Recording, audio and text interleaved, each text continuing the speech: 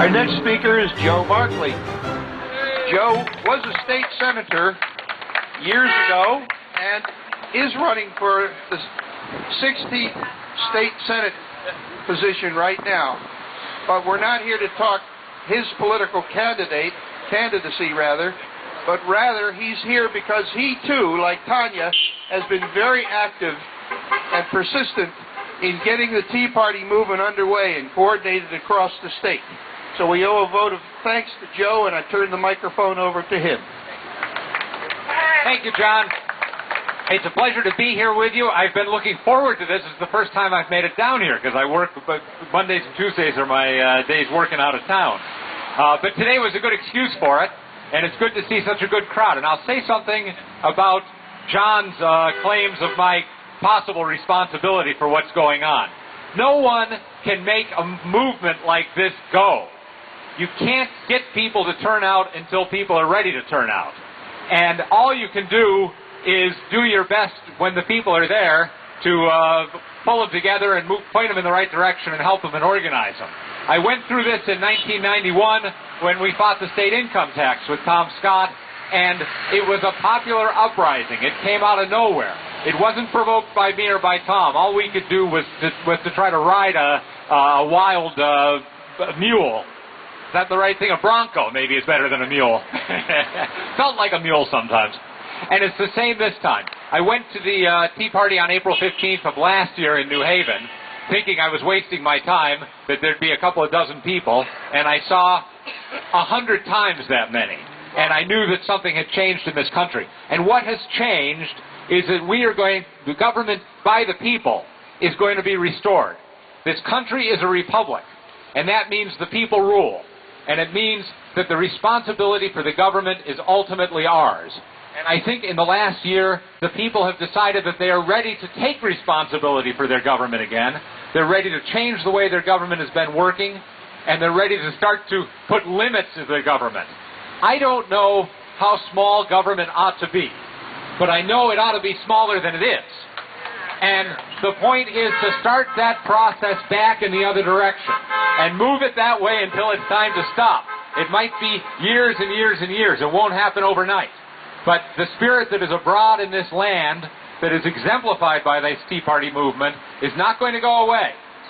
Now, the other thing I'd say about it is this movement has started in protest and in opposition to what was going on, to the health care bill and to all the other things that were alarming us.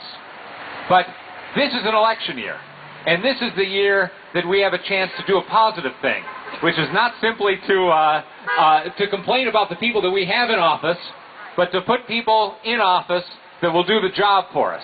And we have a number of them right here in this audience. If I start introducing them, I'm afraid I'll miss some of them. But I'm especially encouraged by the fact, in many cases, we have multiple good men running for the same office. That's something we ought to celebrate. It's a sign that people are willing to step forward and do their part in this movement. And I would encourage all of you to find out who's running and what you can do for them, and get involved on a campaign. Because from now till November, the important thing is electing worthy men and women to office. And believe me, we've got them here, and we've got the grassroots support to put them in office if we get together behind them. And I know we're going to do it. I think we've got it. We've got the popular support. We've got the organization. We've got the spirit. And we've got the founders looking down on us, on our side, waiting for us to redeem the promise of this great country. Thank you very much for inviting me here today. Thank you, Kelly. Joe, the voter. Hello. Can you hear me? I have been accused of speaking very lowly. I want to speak very loudly to thank you for this great group and how long you've been going.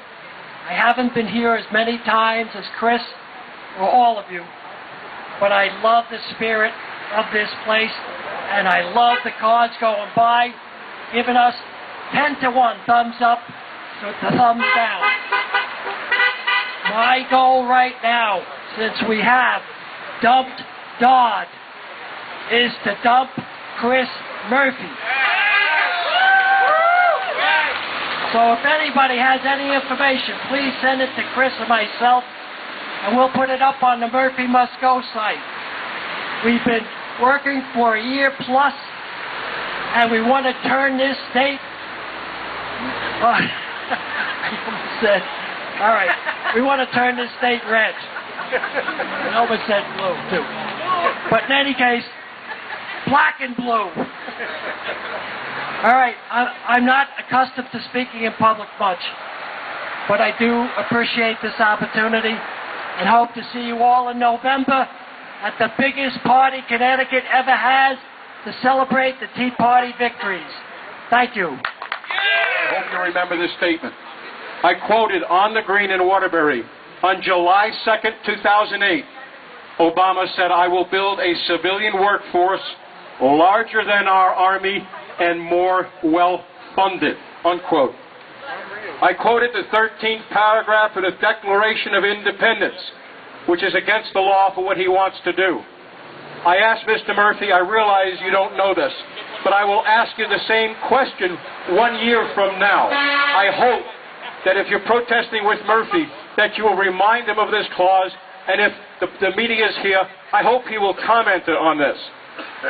I personally have had someone in my family born in a concentration camp in Germany in 1945. It's my wife, Alice. I have a special interest to not go to socialism, not to create the Weimar Republic that Glenn Beck talked about. My concern is to win and only win. They must go. We must do it peacefully. And I think our peaceful marches has just been shown by Arizona, which I do support. Thank you folks so much. The chair recognizes Arlene Dunlap, longtime libertarian gadfly from Meriden. Chair. Yay, Arlene! Yay, Arlene! Yay! I had to take the winter off because it was too cold for me to be out here. I didn't want to catch pneumonia and not be able to participate any longer. However, I'm back. This is the sign that I made to carry in the parade, and the parade was on the 24th of April, the Daffodil Parade. We made a big hit. A person drove my wagon, and I leaned out the window with my megaphone, and I said, "We stand for liberty, freedom, and justice." That's the word we forget, justice. So anyone who wants to take a chance, you have a second chance to get in the parade in Meriden with the Tea Party of Meriden, as the sign recommends. May 31st is the Memorial Day Parade. Please come, but let me know that you're coming. My phone number is in the book.